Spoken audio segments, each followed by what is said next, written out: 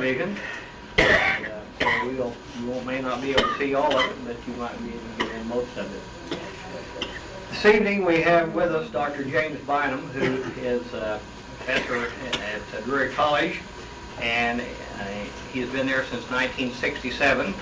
As we indicated in our newsletter, Dr. Bynum has spoken to our group before, and that has been some time ago, and we are happy to have him back again with us.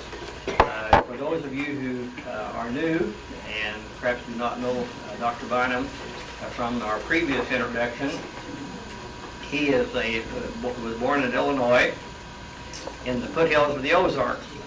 You may not have known that the Ozarks is centered over to Illinois, but I guess evidently they do there. So he was born in the foothills of the Ozarks in Illinois Ozarks. He served 4 years in the infantry and Air Force in World War II. And certainly I asked him if he had got over to see the big planes over there this weekend. He said no, he wasn't able to do so. But how many of you got to go over there to see those? Okay, one person. Dr. Bynum has attended college in Pennsylvania, California, Kansas, and Missouri. He has his PhD in linguistics from the University of Missouri at Kansas City. He has taught in secondary schools in several states, and as we said, has been on the faculty of Drury College since 1967. He has written 3 novels, several short stories, and a few poems. His hobbies are writing, deer hunting, playing cards, and handicapping thoroughbred horses. And tonight he's going to speak to us on Ozark Humor. So I present to you Dr. James Bynum. And I'm not wearing a jacket because I lost it the last time I went to the races. You know how expert I am at this. I think if you were here the last time I was here, then you may remember that my saying that the Ozarks and the Ozark Plateau, an upland area, an old upland area. The Ozarkia was the first land mass to emerge from the ancient seas in what is now North America. And this plateau that has been worn down by time and so on into our beautiful valleys and rivers and so on, does in fact cross the Mississippi River at about Cape Girardeau. And if you're familiar with that boot heel section of Missouri, the Ozark Escarpment is visible from about Poplar Bluff down to about Pocahontas.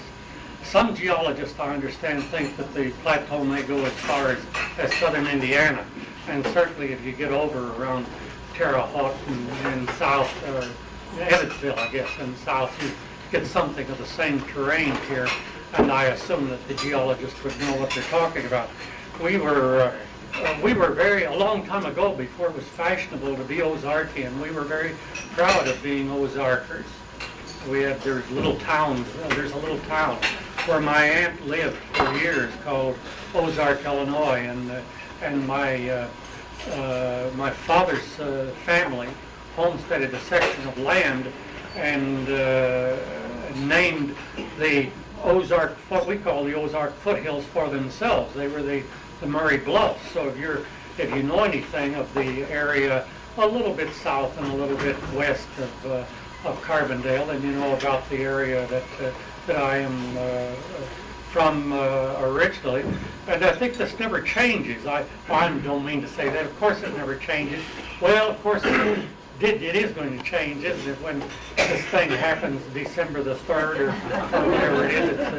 Last time it happened, it changed things. It created Rio Foot Lake and some other things, and I think we're pretty fortunate over here. We may be out of the worst of it. They're saying that our worst problem will be something like 30,000 refugees if this thing does hit. But you may not believe this, and I do and I don't. But I'm not going east of the Mississippi in December. And my wife has a collection of old teapots, and they're on shelves and things around our house.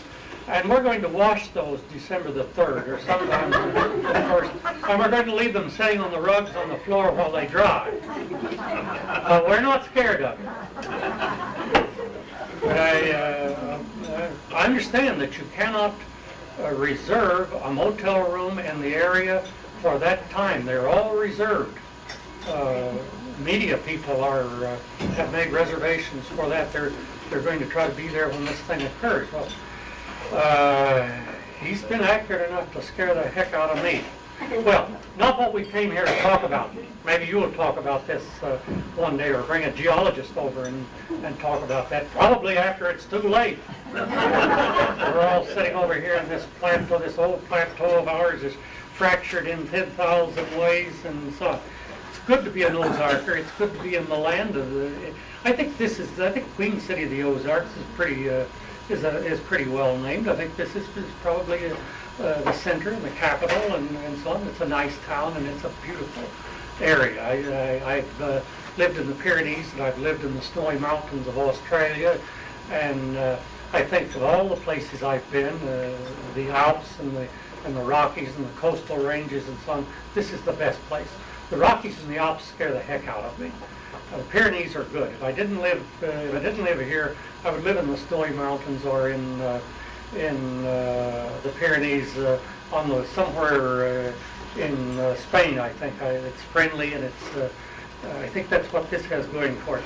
Well, old radio and old movies would have us believe that the Ozarker was an ignorant, unclean, mean person. And I don't think this is so. I look back and I know of almost nobody out of my past, and very few people that I have met in these mossier parts of the Ozark who fit the Bob Burns and the Lum and Abner stereotypes. I don't think those people really existed. But unfortunately, this is what colored a lot of people's definition of this. For one thing, the Ozarker was painfully clean. I'm teaching a class in the Ozarks dialect this semester, and I've collected some books and I've taken them over so that the kids in the class who don't really know the Ozarks, the Ozarks dialect, they may be from the area, but unfortunately the dialect is almost entirely a thing of the past. I think the term that Vance Randolph uses is a pale, washed-out version, and he was saying this in something like 1950s, 1948. And there, incidentally, if you want a good description of the Ozarks dialect, get his Down in the Holler, and you can still get it in paperback for, I think, $14, $15 or something of this range. It's published by the University of Oklahoma. And oddly enough, the Ozarks do begin over there in northeastern Oklahoma and southeastern Kansas and come across. If you've been to Baxter Springs, you'll discover two things. If you go now, you'll discover gasoline's cheaper over there than it is over here, and that the hills and the little valleys and the little rivers look just exactly like they do over here. So that's the Ozark part of of Kansas. It's the best part of Kansas too. I don't want to say this too loudly or so on, because some of you may be from Kansas. I lived several years in Kansas myself, and I finally got tired of the wind and moved out. It seemed to me that whatever the temperature was, if you went west, you had to drive through this interminable wind, and it was. I'm not very fond of wind. Well, the Ozarker is painfully clean. How painfully clean is he? Some mama, some mother, some wife has spent a great deal of time building up a fire around an open kettle and boiling the clothes in it. And some of you may remember some of these things. Some of you may be so old as I am. I'm 66, and these things are not things that I have read and studied. These are things I lived. I was born, for God's sakes, in a log cabin, and on the property that my great-grandfather had homesteaded. He was a doctor, and he built a two-part cabin with a breezeway between it, and the breezeway then was called a what? Dog trot, of course. And one side of it was his surgery, and the other side was his house, and what they lived in, and they pretended to some gentility and so on. And my father, as a matter of fact, remembered many of these things when I was still a young man. But my father and my grandfather lost this property at the beginning of the Depression. They had signed a note to finance a drainage ditch through the whole neighborhood, and the Depression hit, and all at once nobody could pay for it, including my father and my grandfather, and not the neighbors, and so we lost this house and moved from this farm, and this big old house where you could have bicycle races on the porches and so on, into a 3-room house. Not a 3-bedroom house, a 3-room house. And then we were 9 children, and my mother and father. So it was, and I was, I think at the time about, born in 24, and the Depression began in 29, so I was 5, 6, 7, 8 years old by the time this trauma happened. But the old mama, or the old mother, built a fire up around her kettle, and she boiled the clothes in it, and then she used the water, and she used lye soap to scrub the spots, and she wrung them out.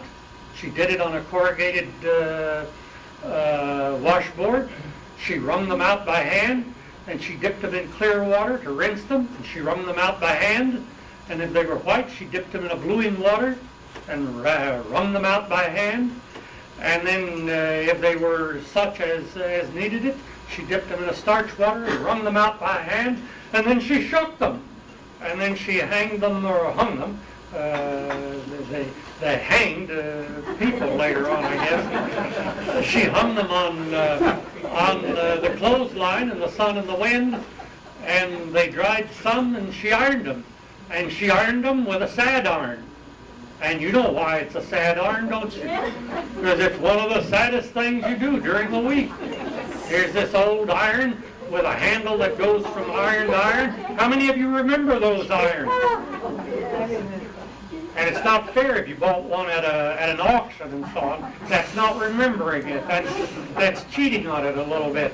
And you'd go over and pick up a new heated one. They were heated on the back of the cook stove, because if you heated them on the front, or right over, I was going to say the burner, but right over the whatever that lid is, that pot where the lid that you lifted up and you cook things on, they got too hot and they burned your clothes. So you did them, you arranged them across the back, and she ironed them, she sprinkled them, and she ironed them.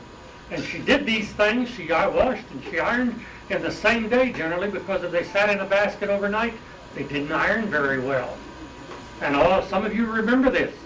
I can remember helping my mother iron, and my sisters and so on. So the Ozarker wasn't dirty, he was clean. If the things were starched, if he went to church, he wore a starched shirt. If he had a shirt that was starched, and some of these pictures, you would be delighted at some of them if we'd had an opaque projector so I could have shown them to you. You would have fallen in love with some of these old people. They're standing up straight. I think it's because their shirts and their underwear is starched and they can't bend anywhere. They have to stand up straight, but they look clean and neat and honest and so on. They're our people. They're the ones that gave birth to us. And I remember one time when my father was a little bit of I grew up in a Republican family, and I think that was maybe true of a large part of this area at one time. The state that furnished the most immigrants to the Ozarks was Tennessee, and the second one was Kentucky, and then Virginia and North Carolina. And my family came from North Carolina and Georgia, and they were the old stock Ozarkians. They were the old Americans.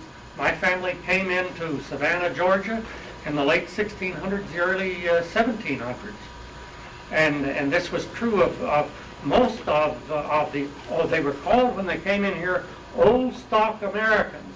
This was to distinguish them from the Germans who were coming in droves. Germany at one time was going to establish a German state just south of the Missouri River in Missouri, and make it to the 38th or whatever the so-and-so state was in the Union. Most of the foreigners coming in as immigrants were Union sympathizers, and many of the old stock Americans coming in were the other way around. My family were Republicans. I assume that they then were followers of Abraham Lincoln and so on. Lincoln was the first Republican, and I can't imagine that they ever changed their politics. I know my mother and my father never voted for anybody but a Republican, and I can remember my father saying when he discovered that I'd voted for Adlai Stevenson as governor of Illinois when I was 22, 23 years old or something like that, and not Dwight Green, who the Post-Dispatch said was affiliated with the crime syndicate around Peoria and so on. When he found that I'd voted for Adlai Stevenson, he said, "You're an educated fool." and I was always called dumb and silly. As a matter of fact, I thought for a long time that my first name was Silly.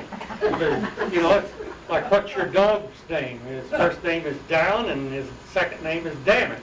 So I thought mine was silly. So the Ozarker wasn't dirty. And I was going to tell you this little story. My father was a jackleg politician, so on. He counted some pretty decent jackleg politicians among his friends. He knew Robert Taft and Everett Dirksen, and that was probably, well, I won't say I liked both those people, and I was especially fond of Everett Dirksen because he was also an old English teacher. And if you're an old English teacher, you may be a little bit stupid, but you're not mean and despisable.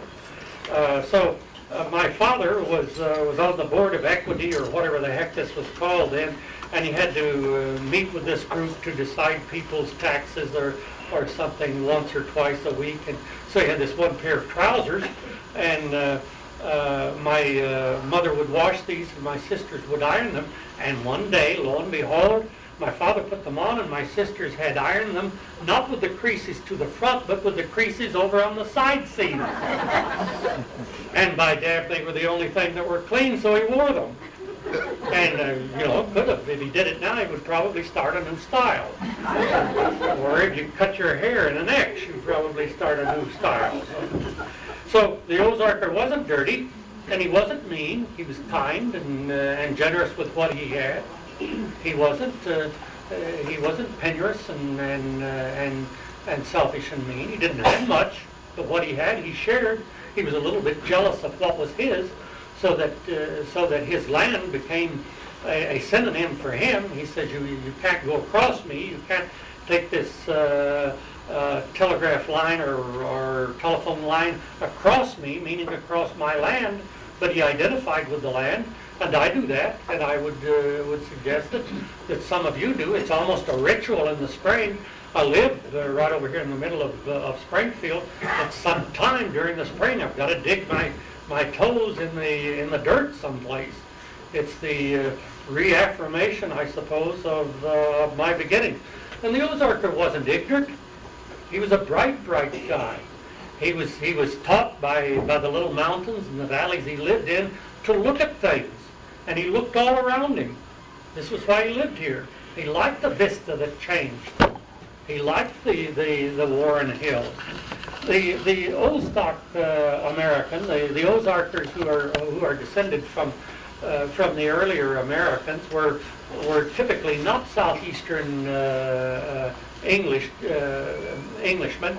That is to say, they didn't come from around London, as most of our Americans did from the London area or London with them. Again, they were Northern English and Dutch and Irish, and most of them well. And then they mixed the food and the people at all. When all immigrants started about them, New Madrid, the immigration began, and 80% of our in Zurich, there were a lot of them. He found his perspective taught what different than and really toy. My favorite story is out of a young bit supported by a big old widower, and he would gifts and makes a man and sort of relative said to her, "She him won't live on the old property at the grand lease. I would him he all trees." Somebody on the person had for a long time, and he also with this radish from now and years he made it. for several long, cozy things, a bit talk about these that right, the camera used to get the square, and their little outside would get a lot of people on the and you'll see you hear the even been a craving or by no one here, joint or this is good, anything we see, and part of response, I've been put what I need, but that final thought from six of the with them, and yourself for your floor, things that have been stored. One of those, this with it was read them for breath on six yard, and one other, they wasn't sure he would. Be it.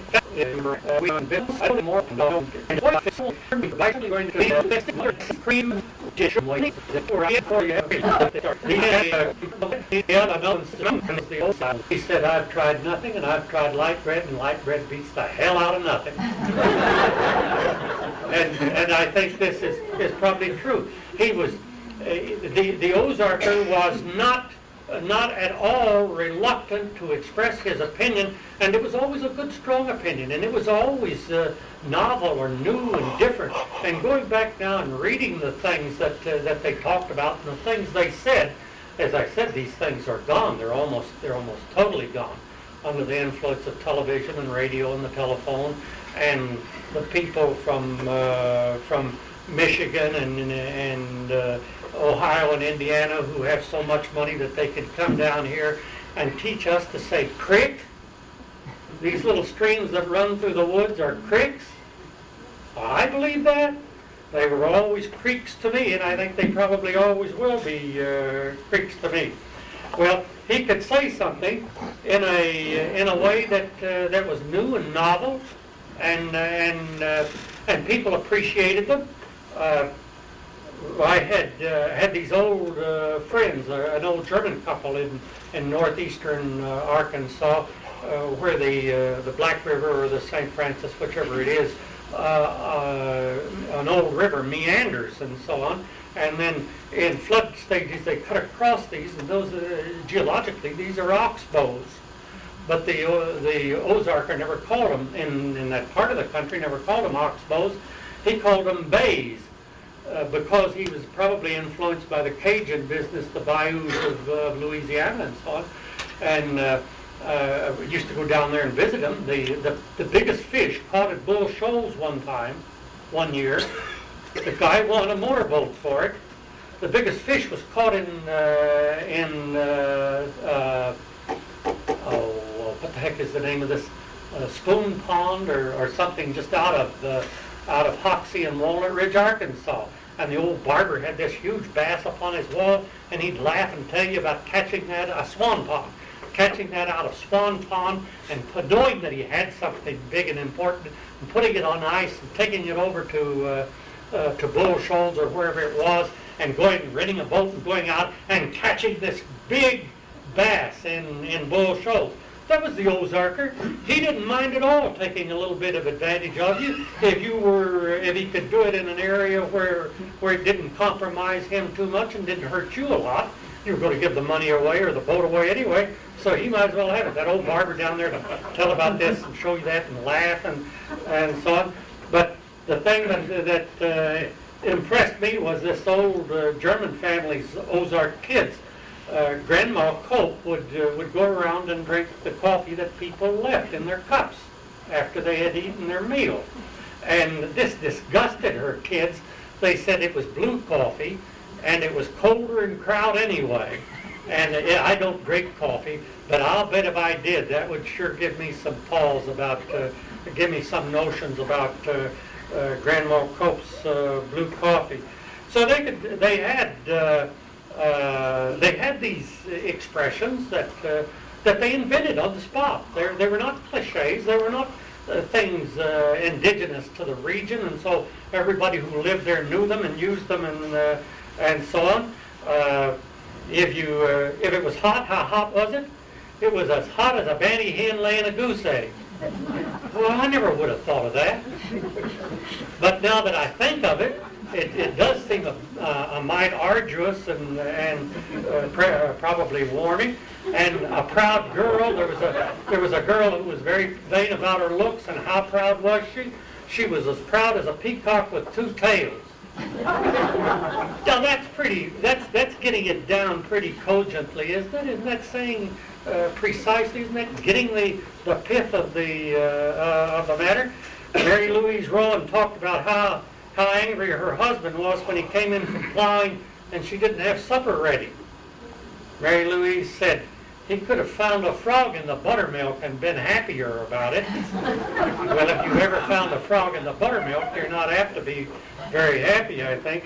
Loafers in Baxter Spring put a cocklebur under Elmo Springer's saddle. That horse throwed me so high I could have reined in the Big Dipper. He was reading. They don't mind stretching the truth. They know that you're there. They will put you on. If they know you're from outside and so on, they would say things to you. I remember driving through maybe something like Nail, Arkansas in the 50s, and stopped at this little place to get gasoline. The filling station was the general store, was the post office. All in this one. I bought a bottle of orange soda pop, and my brother wasn't with me. My brother was a direct descendant of my father, who thought that if you were going to drink something out of a bottle, it ought to be good whiskey or Coca-Cola, because Coca-Cola had established its prestige. You couldn't even drink Pepsi-Cola around him, and if you drank orange soda pop or root beer, he'd turn his back on you. And if you drank Grape Ed or something, he'd spit on you. Well, you see, pride's a wonderful thing. But this old lady lived in Seneca, and this is how I think how poetic, how when they're sincere, they still do this kind of thing. She died. She was in her 90s or something. She'd been a good old woman, and one of her neighbors, I think, created the ultimate obituary when he said, when Lucy died, it was just like they stopped running water all over the world. Well, how can you say anything any more positive about somebody than something like that? Well, I want to give you some examples of more recent Ozark humor, and then I do want to let you go because I haven't seen any of this, but my office is in the same building that KOZK is, and every once in a while they give you a little admission test before you get in. Did you watch the Civil War last night, or did you watch our I probably need to get over and see some of it myself, but I want to tell you at least this.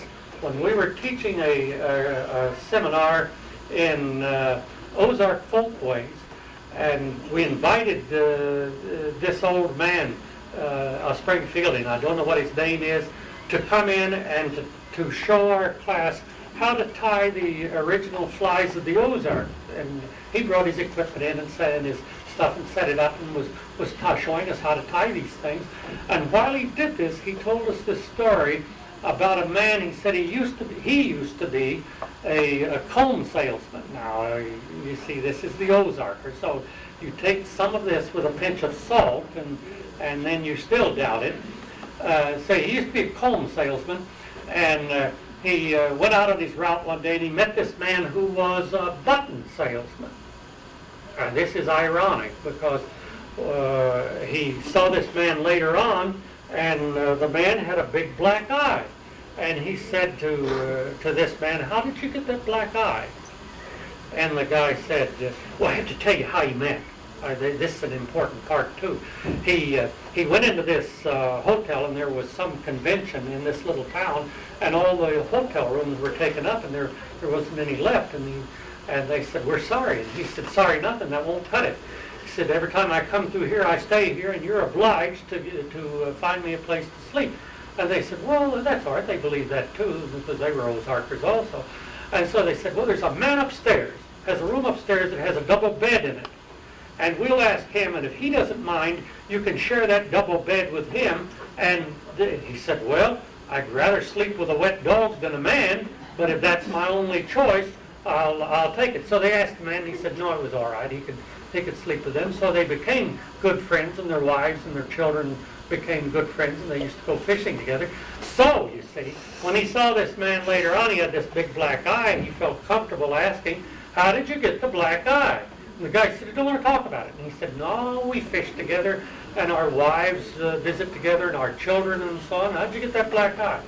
And the guy said, "Well, all right. I went out on my route, and I forgot to take a belt with me." But he said that didn't make any difference because my pants had a strong button up here on the waistband. Well, now right away you know how long ago this was, when the flies didn't have zippers in them, they were still buttoned and so on. So he said I didn't worry too much about it until something or other happened, and he lost the button on his waistband. So then he had to go around carrying a sample bag or whatever it is the salesmen carry in one hand and holding his pants up with his other hand. He went into this store, and the old lady operating the store said, "Why are you holding your pants up like that?" And he said, "I lost a button on my waistband." And she said, "Well, that's no problem. I've got a needle and a thread here. I'll just sew a button on for you." And he said, "Well, that's great." So she was sewing the button on. She just finished sewing the button on and had leaned over to bite off the thread when her husband came in. So that's how the guy got his black eye, I guess. I went down a few years ago, went down to Cassville to talk to the Lions Club about humor. And you see, the Ozark humor isn't dead. It's still there. The native intelligence is there. The inclination to poetry is still there. What has changed is the way they talk about it. And sometimes their cliches are right off Bill Cosby or something like that. They're no longer forced into themselves as the primary resource for their subsistence and for their entertainment too, and so they are lesser people because of it. But well, it's still there. The ability is still there. And so I was sitting there while the Lions Club went through their business things and were getting ready for me to speak. And there was a guy sitting out front of on a table in front of the head table. And every time the master of ceremonies, the president, would say something, this guy'd have something smart to say about it. And I was thinking, boy, you're a patient guy and so on. And I guess he finally got about as much as he could take, and he stopped and he said, "Bill, you remind me of a Texas longhorn steer." And Bill said, "How is that?" And he said, "Well, there's a point here and a point there and a lot of bull in between." So the ability, I think, there was an old man who told me, I don't know if you remember this, are any of you from Joplin? I've got some bad news for you. When the lead mines were working, Carthage was the cultural center of that area. And Joplin was where all the body houses were. And so one old man said that the only thing between, he said, there ain't nothing between Joplin and hell but an old fish seine.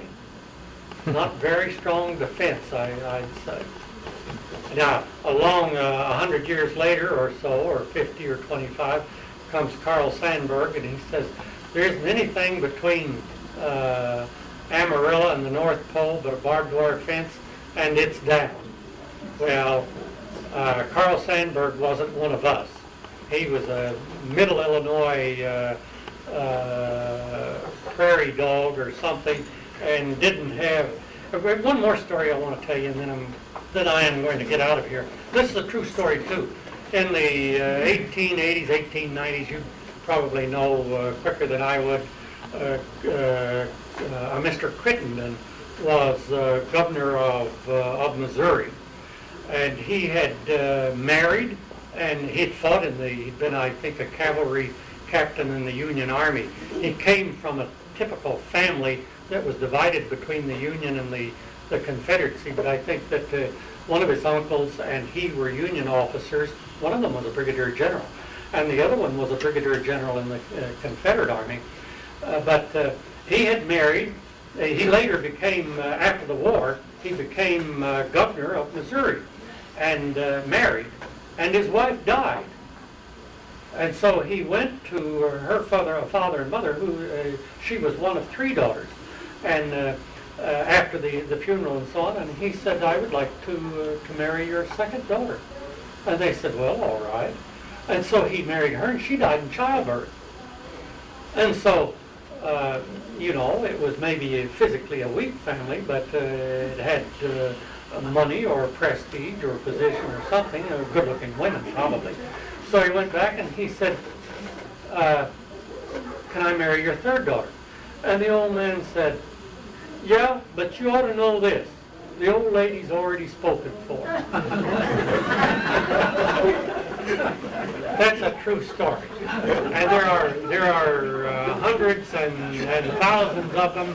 And whenever you run into a good one, send it to me. Let me share it with me. It was good to visit with you.